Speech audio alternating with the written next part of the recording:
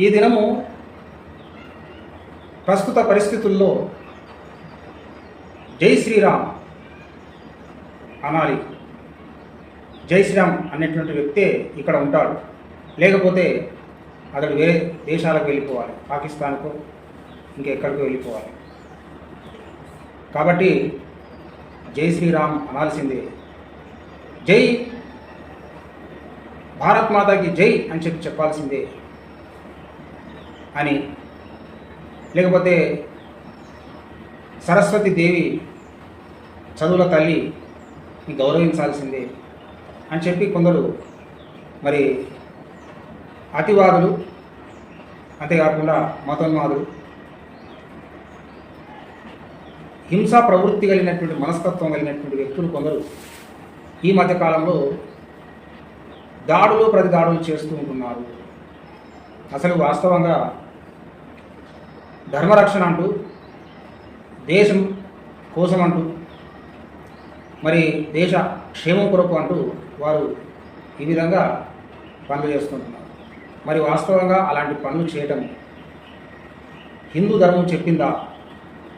మరి చట్టాన్ని చేతిలోకి తీసుకొని ఇతరులపై దాడి చేయడము, మానసికంగా వారిని హింసించటము, బెదిరించటము, నానా దుర్భాషలాడటం, మరి వారికి హిందూ ధర్మం చెప్పిందా లేకపోతే చట్టం చెప్పిందా అని అంటే, యజమాని యొక్క బిల్లు చూసుకొని లేదా యజమాని యొక్క తోడు చూసుకొని కుక్క మురిగినట్టు వారి వెనకాలో రాజకీయ బలము, మంది మార్బలము చూసుకొని వారు ఈ విధంగా చేస్తుంటున్నారు, ఇతరులను హింసిస్తుంటున్నారు. మరి ఇంతకు చట్టము అనుమతించడం లేదు, వారి యొక్క హిందూ గ్రంథాలు కూడా అనుమతించడం లేదు. హిందూ గ్రంథాల్లో మూల సూత్రము ఏంటిది? హిందూ యొక్క సిద్ధాంతం ప్రకారంగా పరోపకారాయ పుణ్యయ పరపీడనం పాప, అంటే పరులకు ఉపకారం చేసేటువంటి పని ఏ కార్యమైతే ఉన్నదో అది పుణ్యము కలుగజేస్తుంది. అయితే పరులను పీడించటము, అది ఏ విధంగా అయినా కొట్టడము కానీ మాటతో వారిని బాధించటం కానీ చేస్తే అది పాపమే అవుతుందని చెప్పబడ్డది. అంతేకాకుండా మరి అహింసాపరమో ధర్మ, అంటే హింస లేకుండా ప్రేమ చూపటము, ఇతరులకు మరి సానుభూతి చూపటము లేదా ఇతరులను ప్రేమించడం ఏదైతే ఉన్నదో అది పరలోక సంబంధమైన ధర్మము అని చెప్పబడ్డది. అంటే దేవుడు చెప్పిన ధర్మము అని చెప్పబడ్డది. అంతేకాకుండా శిబి చక్రవర్తి యొక్క చరిత్రను మనం చూసినట్టయితే అతడు ఎంతో ధర్మశీలి.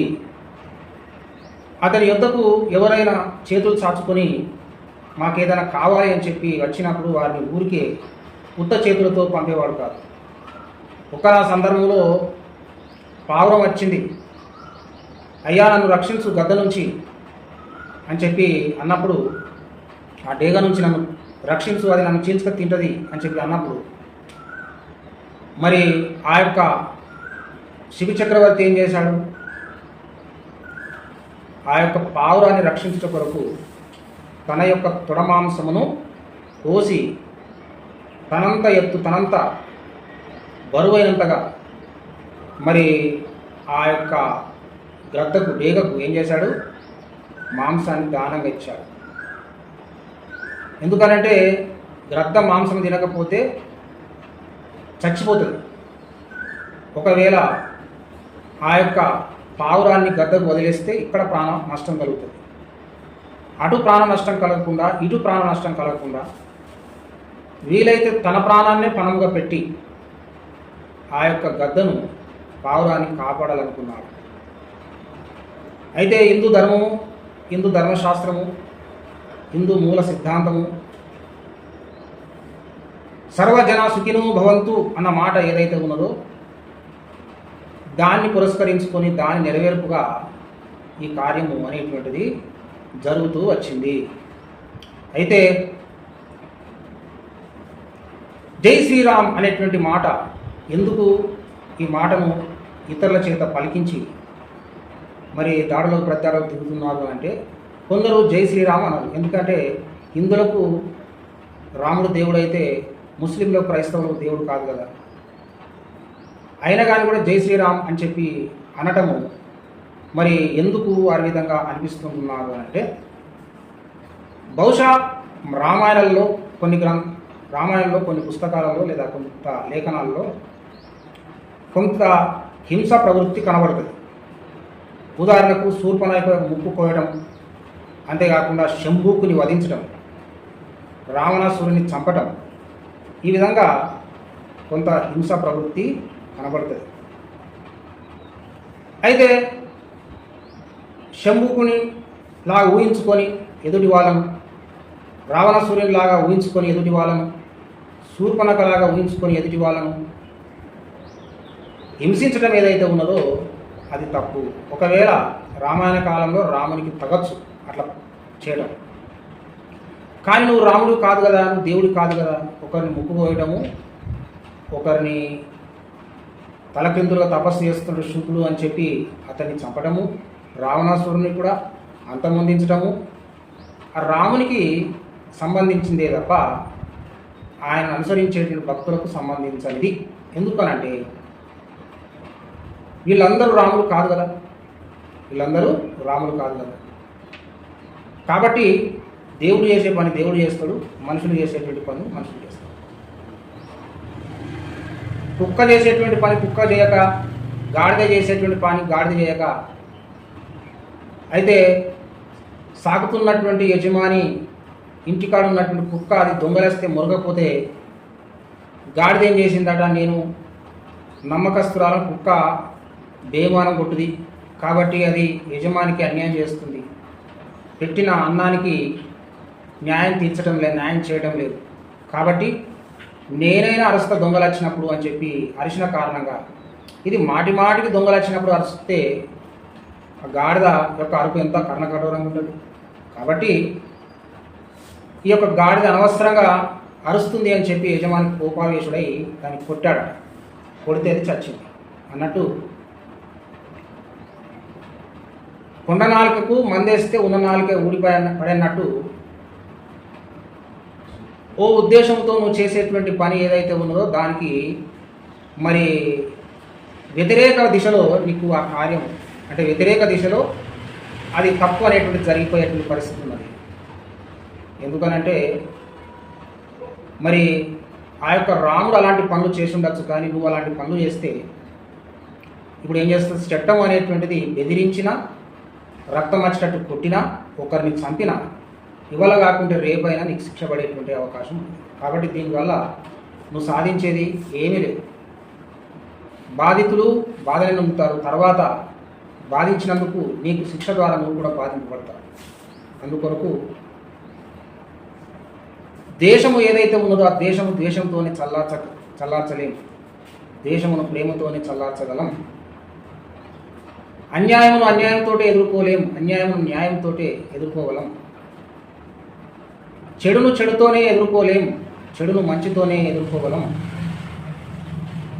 ఒక దుర్మార్గుని లాగానే ప్రవర్తించి వాడిని మార్చలేం.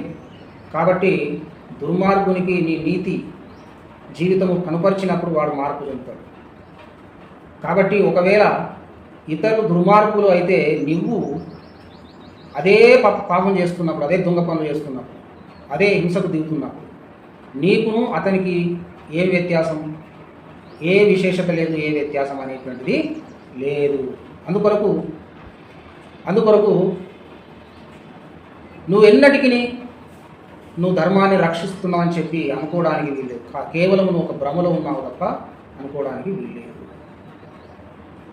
నీ దగ్గర ఏదైనా సత్యం ఉంటే, ఏదైనా తార్కికం ఉంటే, ఏదైనా సమంజసమైనటువంటి మరి ఒక బోధ ఉంటే ఆ బోధ ద్వారానే మనుషులకు నువ్వు జ్ఞానోపదేశం చేసి వారిని సరైన బాటలోనికి రాబట్టగలవు. కానీ అన్యాయం చేస్తూ న్యాయాన్ని లేదా హింస చేస్తూ నువ్వు అహింసను నువ్వు రూపమాపలేవు, హింసను రూపమాపలేవు. కాబట్టి మనం చేసేటువంటి పనులు ఎంతవరకు సమంజసము, ఎంతవరకు మంచి అనేటువంటిది ఉన్నది ఒక్కసారి మనం ఆలోచన చేసుకోవాలి. అయితే ఫలానా మతపోడు ఈ దేశస్తుడు కాదు, వాళ్ళు ఇక్కడ ఉండడానికే వీలు లేదు అని కేవలం నువ్వు అంటే సరిపోదు. ఈ భారతదేశంలో ఉన్న ప్రతి వ్యక్తి కూడా సింధు నాగరికత నుంచి వచ్చినటువంటి వారందరూ కూడా హిందువులే కనుక వారు తమ వ్యక్తిగతంగా ఏ దేవుణ్ణి అనుసరిస్తున్నా వారందరూ కూడా భౌగోళికంగా హిందువులే కనుక నేనే హిందూ వాడు హిందూ కాదు అనడానికి వీల్లేదు. ఇంతకు హిందూ అనేటువంటి పదమును ఎవరు కూడా దానికి అర్థము చెప్పలేరు, అంతేకాకుండా దాన్ని నిర్వచించలేరు. హిందూ అనేటువంటి పదము కేవలం భౌగోళికంగా వచ్చినటువంటి పదమే తప్ప హిందూ శాస్త్రాల్లో లేఖనాల్లో రాయబడి లేదు. అది హిందూ మతానికి సంబంధించింది అసలే కాదు. కాబట్టి మరి జై శ్రీరామ్ అంటే ఎంత అనకపోతే ఎంత, భారత్ మాతాకి జై అంటే ఎంత అనకపోతే ఎంత, చదువుల తల్లి అయినటువంటి సరస్వతిని చదువుల తల్లిగా భావిస్తే ఎంత, భావించకపోతే ఎంత. అసలు గీత దాటి చట్ట విరుద్ధమైన పనులు చేసినప్పుడు బయటికి వారి యొక్క కార్యాచరణ చేత సమాజానికి ఏదైనా కీడు జరిగినప్పుడు అది చట్ట పరిధిలో వారికి శిక్ష పడుతుంది. ఎప్పుడు ఒక వ్యక్తి తన మనసులో ఏం ఆలోచిస్తుందో అది ముఖ్యం కాదు, కానీ మనిషి ఏం చేశాడో ఆ చేసిన నేరమును బట్టి అతనికి శిక్ష అనేటువంటిది విధించడం జరుగుతుంది. కాబట్టి కొందరు అనొచ్చు, కొందరు అనకపోవచ్చు. భారత్ మాతాకి జై అంటే భారత్ మాత యొక్క భక్తులు అయిపోతారా? అయిపోదు. జై శ్రీరామ్ అంటే అయిపోతాడా? అయిపోదు. చదువుల తల్లి సరస్వతి చదువుల తల్లి అంటే సరిపోతుందా? సరిపోదు. అయితే ఇక్కడ చెప్పబడేటువంటి మాట ఏంటిదంటే ఎవరు ఏమంటున్నారు అనేది ముఖ్యం కాదు, కానీ ఎవరు ఏం చేస్తున్నారు అన్నదే ముఖ్యం. కాబట్టి జై భారత్ మాతాకి జై అంటూ తప్పు పనులు చేసేటువంటి వారు లేరా? జై శ్రీరామ్ అంటూ అనేకులను చట్టవిరుద్ధంగా హింసించేటువంటి వారు లేరా?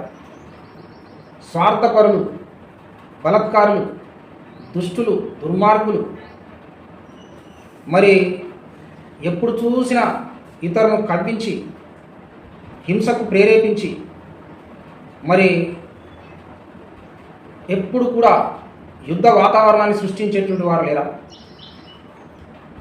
చదువుల తల్లే గొప్పది, చదువుల తల్లే సరస్వతినే మనం భావించుకోవాలని చెప్పినంత మాత్రాన చదువు వస్తుందా? చదువు వస్తుందా? కాబట్టి ఏదైనా కానీ కూడా చెబితే సరిపోదు, జీవించి చూపించాలి. చెబితే ఒక నినాదం ఇస్తే సరిపోదు. అయితే ఇప్పుడు జై శ్రీరామ్ అనేటువంటి నినాదము అది భక్తిపరమైనది కాకుండా పోతుంది. ఎందుకనంటే కొందరు చేసేటువంటి మరి మితిమీరిన చర్యలను బట్టి ఆ దేవుని మీద కూడా ఇతరులకు ఉన్న భక్తి భావం కూడా పోతుంది. కారణం ఏంటిదని అంటే జై శ్రీరామ్ అనేటువంటి మాట మీద శ్లోకంతో ఇతరులను హింసించటమే. అంటే ఒక దేవుణ్ణి ఆయన పేరెత్తి చాలు ఇతరుల గుండెల్లో దడ, లేకపోతే ఇతర గుండెల్లో భయము, భీతి వాటిల్లే విధంగా ఆ యొక్క పేరును కొందరు మతోన్మాదులు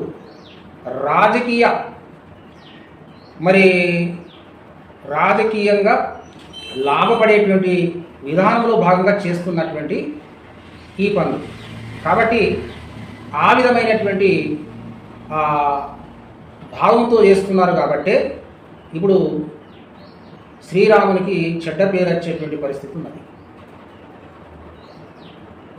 మరి ఈ హిందూ అతివాదులు, మతోన్మాదులు చేస్తున్నటువంటి పని ఒక రకంగా శ్రీరామునికి తీరని అన్యాయం చేస్తుంటున్నారు.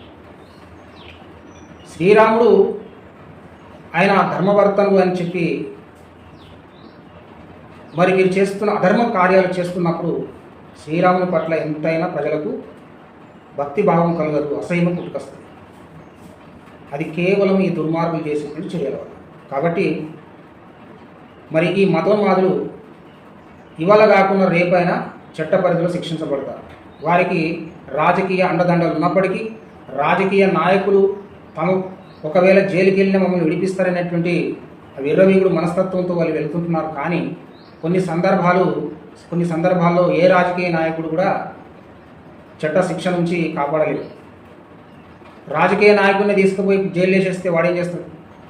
కాబట్టి వారిని నమ్ముకొని కుక్క తోక పట్టుకొని ఏరు దాటినట్టుగా వారి తోక పట్టుకొని వెళ్ళినట్టయితే ఈ మతోన్మాదులకు మనుగడే ఉండదు. కాబట్టి రాజకీయంలోనికి మతం అనేటువంటిది వెళ్ళినందు కారణంగా మతానికి చెడ్డ పేరు వస్తున్నది. హిందూ మతానికి ముఖ్యంగా చెడ్డ పేరు వస్తున్నది. ఇంతటితో ఈ నా మాటలు ముగిస్తున్నాను. ఈ మతోన్మాద చర్యలు అది ఏ మతస్థుడైనా ఏ కులస్థుడైనా ఇలాంటి పనులు చేస్తే వారికి ఒకనాడు కాకుండా ఒకనాడు చీకొట్టేటువంటి పరిస్థితి వస్తుంది. ఇంతటితో ఈ మాటలు ముగిస్తున్నాను. ఈ వీడియో మీకు నచ్చినట్టయితే లైక్ చేయండి, సబ్స్క్రైబ్ చేసుకోండి ఛానల్ని, మరి షేర్ చేయండి. జై హింద్, జై భారత్.